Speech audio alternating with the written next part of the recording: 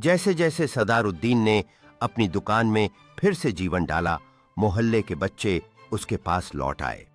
उनके चेहरों पर खुशी का नजारा था, जैसे उन्होंने अपने पुराने दोस्त को फिर से पाकर नया उत्साह पाया हो। देखो, ये मेरे नए जूते हैं, बच्चे चहकते हुए बोले और सदारुद्दीन की आंखों में चमक आ गई। वह जानते थे कि उनकी मेहनत और प्यार ही इस नए अध्याय की शुरुआत है। दोपहर की धूप में सदारुद्दीन ने बच्चों के साथ बैठकर कहानियां सुनानी शुरू की। उनके चेहरे पर खुशी और मुस्कान थी, जैसे सभी परेशानियां दूर हो गई हों।